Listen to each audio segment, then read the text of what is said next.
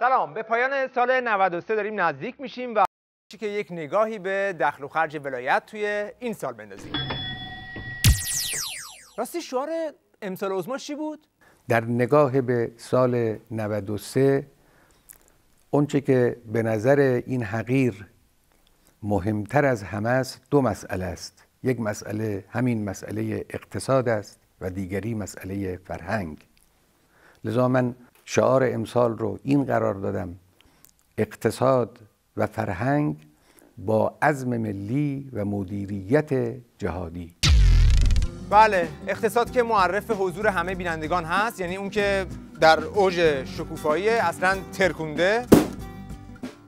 میمونه فرهنگ که ما توی این برنامه میخوایم نقطه دقیقش رو در بیاریم که خلاصه کجاست؟ تو آفساید، تو منطقه جریمه است، بالاخره کجاست؟ به این ترتیب میریم که داشته باشیم یک رقابت فشرده بین صیدل از یک طرف و در طرف دیگه فرهنگ. بله؟ جان؟ فرهنگ خودش میدون بازیه؟ پس اون حریفی که توی میدون ضربه میزنه کدومه؟ وقتی که 180 بگیرید سایت یا ماهواره فارسی زبان دارید و دستگاه‌های بیرونی و بیگانگان حمله میکنن به همه مسائل ما، اونا تو فضای مجازی یک برندی رو تنظیم میکنن که ولی واقعا اونا بی اثر نیست در اینکه ضربه به فرهنگ ما بزنه.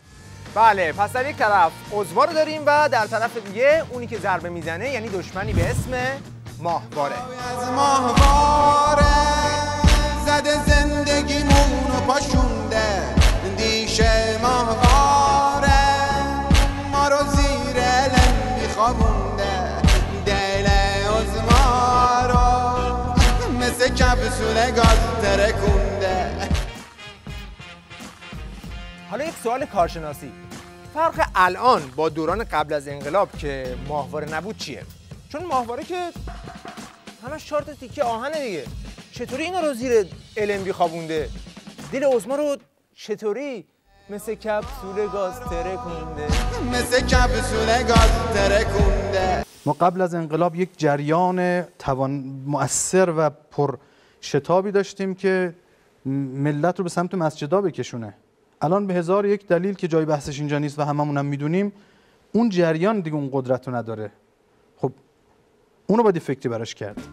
جای بحثش اینجا نیست، ولی هممون میدونیم که ماهواره زده دکون آخوندا رو تعطیل کرده دیگه، یعنی مشتری پشتری خبری نیست. ماهواره اومده همینجوری میکوبه تو صورت ولایت. خب اقتدار نظام که هست، پارازیتی چیزی بندازید، کاری داره مگه؟ دقیقاً این نقطه اختلاف اینجاست. 50 سال پیش شاید اگه یه چیزی از تلویزیون مطرح میشد خبردار میشدن ملت، اگه گفته نمیشد خبردار نمیشدن. امروز قبل از صدا و سیما فضای مجازی قبول داریم، نه فقط فضای مجازی، تو مردم هم. شرایط عوض شده. بجای یه روزی اگر من میگفتم بشین طرف میشست، امروز دیگه نه پارازیت ماهواره و نه فیلترینگ اینترنت جواب نمیده. اگه اینم جواب نمیده دیگه باید راست رفت سراغ استفتاءات عظما که قشنگ یک سولوشن ولایی بده که بالاخره راه حل مقابله با ماهواره چیه؟ دشمنان ما از صدها وسیله با صدها زبان در صدد تخریب اعتقاد، تخریب عمل، تخریب مسیر در نظام جمهوری اسلامی هستند. از راه‌های مشابه اونها هم می شود مقابله کرد. البته حجم کار اونها به مراتب بیشتره، اما ما وسیله هایی داریم که این وسیله ها منحصر به فرد، یکیش همین شمایی، یکیش همین جامعه مداحند. این منبرها یکی از اون وسایل منحصر به فرده. این مجالس روضه‌خوانی همینجور. میخوایم ملت رو از پای ماهواره بلند کنیم بشونی پای روزه؟ کی گفت اصلا بریم سراغ مقام عظما؟ من گفتم؟ خدا اشتباه کردم. خب این یارو خودش الان توی این تهاجم فرهنگی یکی از سیبلاست. با مجتبی هر روز جلوی ماهواره پلاسه. ندیدی؟ جدیدن هم که دست به نامش خوب شده، برای اونور آبیا نامه می‌نویسه. داره عزیز. راه حل این که اصلا جواب نداره. پارازیت هم که نشد. پس تنها راهی که میمونه تکرار عملیات ولفجر 16 است. آماده باش ای لشکر بحر نبردی بی امان، آماده باش ای. بله اینجوری دیگه مسئله ماهواره حل شد. ببخشید له شد. ولی آنتن تلویزیون که هنوز باقی مونده. اون بمونه که اشکال نداره ها. زمان طاغوت هر کی آنتن تلویزیون داشت گفت علم یزید از رو پشت بومتون بردارید. امروز تلویزیون علم یزید نیست. چرا؟ چون مال نظام مقدس جمهوری اسلامیه. امروز چون آنتن ماهواره پخش کننده فحشایه ما باش مخالفیم. والله امام زمان بیاد همین ماهواره میشه پخش کننده تصویر امام زمان انشاءالله. اون موقع دیگه اشکالی نداره.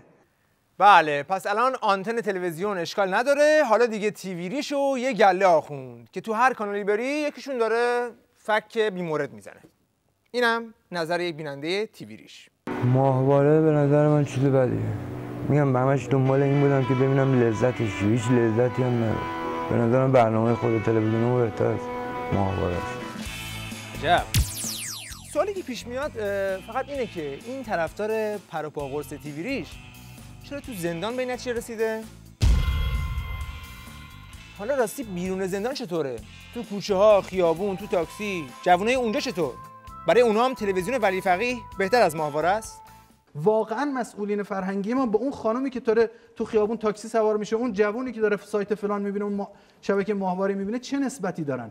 آیا اون خودش رو متعلق به ولی فقیه میدونه؟ فاصله ای که ما امروز داریم بین مسئولین فرهنگی و واقعیت بیرون جامعه، شما لحن و ادبیات مردم رو مقایسه کنید تو کوچه و خیابون. من نمیخوام بگم خیابونی باید حرف زد، اون واقعیت بیرون جامعه رو، اونی که تو جامعه میگذره، اونی که داره میگذره، اینو با ادبیات مسئولین ما، ادبیات مسئولین ما دقیقاً شق و رق اینجوریه، همینقدر فاصله داره.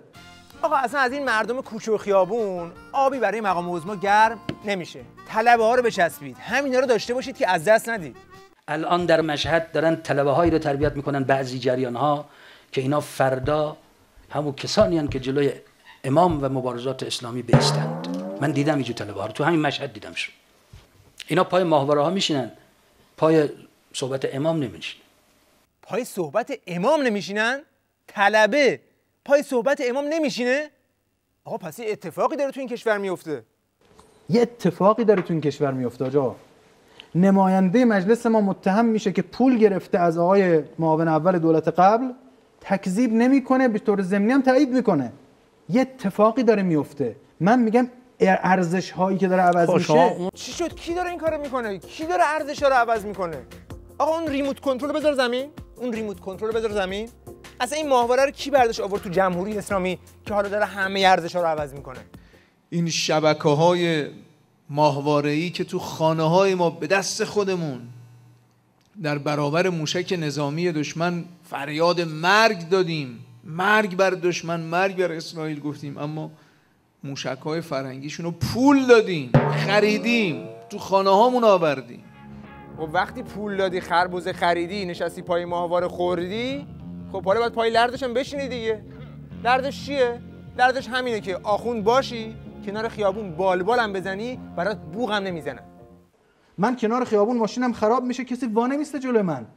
برای من فرق نمیکنه او تو ماشینش الان داره گوگوش گوش میکنه یا حاج منصور ارزی.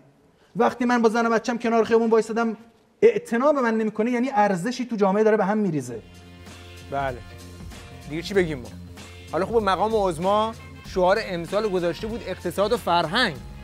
بعد یک سال کار فرهنگی اینم نتیجهش. ببینیم تو این یک سال واقعا چیکار کردیم. واقع نمایی اگر بخوایم بکنیم وضع خیلی وضع خوشایندی نیست و نگران کننده است. هوای فرهنگ از هوای امروز اهواز و خوزستان به مراتب بدتره. تعارف نکنیم. تو این هوای آلوده و آشفته و پر از ریزگردهایی که از اطراف دارن میان داخل فضای فرهنگ ما، دستگاه فرهنگی به نظر من قصور و کوتاهیشون از دستگاه‌های مقصر در قضیه هوای خوزستان به مراتب قصورشون سنگین‌تر. خب این آدم‌های بالای دستگاه فرهنگی که قصورشون اینقدر سنگینه، به نظر تو باید چیکار بکنن یا چیکار کنن که تو راضی بشی؟ یه جوری بگو که ما هم بفهمیم. اگه الان ما همینجا احساس کنیم آتش گیره، من مثال همینجا یه استودیو آتش بگیره، من و شما میتونیم اینجوری بشینیم؟ چه ربطی داره؟ خب الان استودیو آتش بگیره من مشکلی ندارم، اتفاقا خیلی هم خوبه، قشنگ تو زمستون گرم میشیم، یه سیب زمینی میندازیم توش کباب میکنیم. وقتی من اینجوری نشستم دارم لبخند میزنم، یا آتیش نگرفته یا من اعصابم مشکل داره. من میگم وقتی مسئول فرهنگی ما شب خوابش میبره یعنی یا خبر نداره تو جامعه چی داره میگذره یا رگ نداره. ما چرا نمیمیریم اونجوری که امیرالمومنین گفت همه مسئولین فرهنگی ما باید دق کنن، سکته کنن، برن عمل قلب باز کنن تو بیمارستان. بله، فتوا صادر شد برای کل مقامات کشور. اتفاقا ما هم همین توصیه رو داریم، همشون برن دق کنن، سکته کنن، عمل قلب باز کنن تو قبرستان. شبتون خوش، خدا نگهدار.